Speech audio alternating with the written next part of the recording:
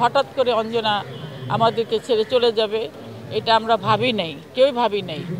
তো এখন মনে হয় যে ভাবতে হবে, কারণ এত তাড়াতাড়ি অঞ্জনা চলে গেল, এরপরে কে যাবে এটা তো আল্লাহ ছাড়া কেউ বলতে পারে না, তাই না? তো সবাই আমরা দোয়া করি। আর হঠাৎ আমরা শুনলাম অঞ্জনা আইসিইউতে আছে, হ্যাঁ, লাইফ সাপোর্টে আছে। তো আমরা আবার ভাবলাম যে যাই আমরা দেখা করতে যাই। তো এখান থেকে যারা যারা দেখে আসছে তারা বললো যে না, কাউকে দেখতে দেয় না, কে দেখতে দেয় না, তার ছেলে দেখতে দেয় না কাউকে, না ভালো আছে বলছে।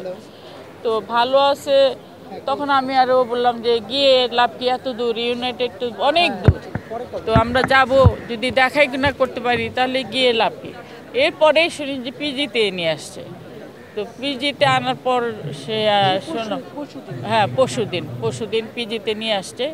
তো আমরা ভাবলাম যে যাব, যে দেখে আসবো। আমার শরীরটাও ভালো না, কারণ যাব করে আর যাওয়া হয় নাই।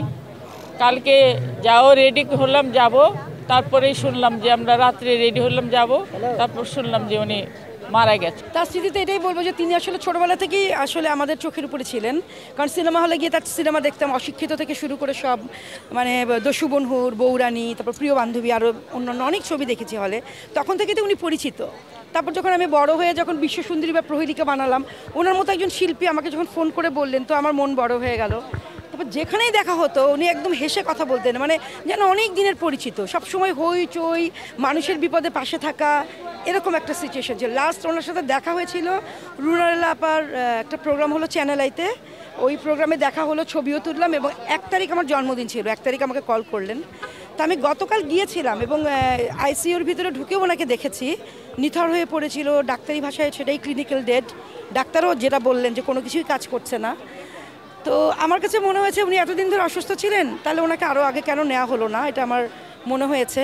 আর সংগঠনগুলো কিন্তু দৌড়ে এসছে জানার সাথে সাথে, যে মিশে সওদাগর ভাই, আলমগীর স্যার, মানে যারা আছেন তারা কিন্তু শোনার সাথে সাথে এসছেন। তো ওনারা কেন একটু এত দেরিতে জানলো, এটা আমার কাছে মনে হয়েছে। আর উনি আমার দেশের একজন নক্ষত্র, উনি বেঁচে থাকবেন তার কর্মে, এবং ওনার জন্য প্রার্থনা যে উনি পরপারে যেন ভালো থাকেন। জাতীয় পুরস্কারে সবসময় অঞ্জনা আমাদের সাথে ছিল, এবং অঞ্জনার সাথে আমার খুব হৃদয় কিন্তু সম্পর্ক। চলচ্চিত্র একজন মানে অসম্ভব একজন দক্ষ সংগঠক হারালো, একজন চলচ্চিত্র নিয়ে ভাবক লোক। এখন তো চলচ্চিত্র নিয়ে কেউ ভাবে না, সবাই ভাবে তার নিজেকে নিয়ে, নিজের স্বার্থ, কিন্তু সে চলচ্চিত্রকে ভাবতো, এবং চলচ্চিত্রের বুড়ো বয়সে, সেই বয়সেও চলচ্চিত্রের সমিতিতে কাজ করতে আসতো, এবং চলচ্চিত্র তাকে হারিয়ে একজন দক্ষ সংগঠক হারালো, একজন অভিনেত্রী হারালো, একজন চলচ্চিত্র প্রেমী হারালো। আমার মনে হয় না ইন্ডাস্ট্রিতে অঞ্জনা আপাকে খারাপ বলবে, বা অঞ্জনা আপা কারোর সঙ্গে দুর্ব্যবহার করেছে, অঞ্জনা আপা কোনোদিন কারোর সাথে একটু কষ্ট দিয়ে কথা বলেছে, সেই অঞ্জনা আপা নাই। এটা এই ইন্ডাস্ট্রি সারা জীবন মনে রাখবে। অঞ্জনা আর তৈরি হবে না। যারা যাচ্ছে, যে ভালো ভালো মানুষগুলো চলে যাচ্ছে, এই মানুষগুলো আর সৃষ্টি হবে না। আমরা অঞ্জনা আপাকে হারাই নাই, আমরা একজন গার্জিয়ানকে হারাইছি, একজন বাংলাদেশের বিখ্যাত একজন হিরোইনকে হারাইছি, একজন ভালো মানুষকে হারিয়েছি।